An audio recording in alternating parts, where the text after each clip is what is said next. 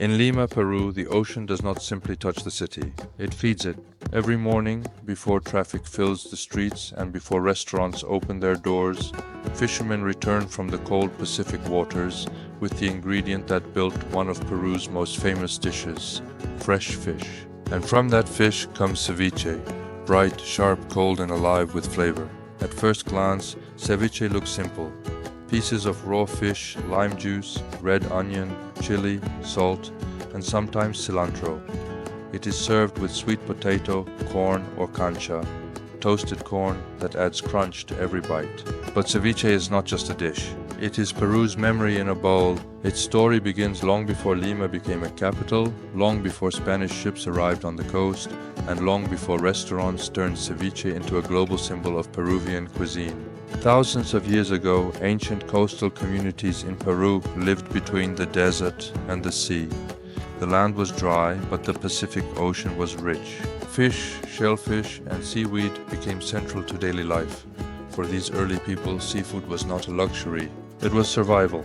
Many historians connect ceviche's earliest roots to pre-Columbian cultures such as the Moche, who lived along the northern coast of Peru. They are believed to have prepared fresh fish with local acidic fruits, chili peppers, and salt. It was not the ceviche we know today, but the idea was already there. Fresh seafood, acidity, heat, and speed. This was food made close to the water, food that did not wait. Later, during the Inca period, fish was also preserved and flavored using ingredients like chicha, a fermented corn drink. Across the Andes and the coast, people developed ways to transform fresh ingredients using what their land provided. Then, in the 16th century, the Spanish arrived. With them came new ingredients, limes, onions, and other Mediterranean influences. These ingredients changed the dish forever. The lime became the heart of modern ceviche, its sharp juice curing the fish and giving ceviche its unmistakable brightness. But ceviche was not created by one people in one moment. It was shaped by centuries of contact. Indigenous fishing traditions gave ceviche its foundation. Spanish colonization added citrus and onion. African, Asian, and European influences later passed through Peru's kitchens, markets, and ports. Lima, sitting on the Pacific coast, became the perfect meeting point. The city absorbed everything, and ceviche absorbed Lima. By the 19th and 20th centuries, ceviche had become deeply associated with Peruvian identity. In Lima, cevicherias became more than restaurants. They became social spaces, places where workers, families, fishermen, and chefs gathered around the same cold, citrusy dish. Traditionally, ceviche was eaten during the day, not at night. Before modern refrigeration, fresh fish had to be served quickly. That habit still remains in Peru. Many cevicherias open early and close in the afternoon because ceviche belongs to daylight. It belongs to the morning catch. A classic Peruvian ceviche is built on balance. The fish must be fresh and firm. The lime must be acidic, but not overpowering. The chili brings heat. The onion brings bite. The salt wakes everything up. And then there is leche de tigre, tiger's milk. Despite the name, it contains no milk. It is the powerful marinade left behind. Lime juice, fish juices, chili, onion, salt, and sometimes garlic or cilantro. For many Peruvians, leche de tigre is the soul of ceviche. It is spicy, sour, salty, and deeply refreshing. Some people even drink it from the bowl. Because in Peru, ceviche is not meant to be quiet.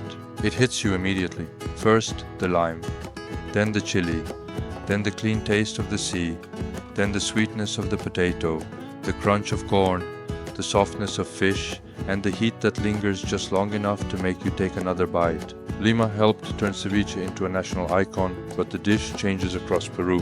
On the coast, it may be made with sea bass, sole, or shellfish. In the north, it can be stronger, spicier, and more direct. In the Amazon, ceviche may use river fish and local fruits. In the Andes, ingredients shift again. This is why ceviche is more than a recipe. It is a map. Each region tells its own version of the same story. In modern Lima, ceviche also became part of Peru's culinary renaissance.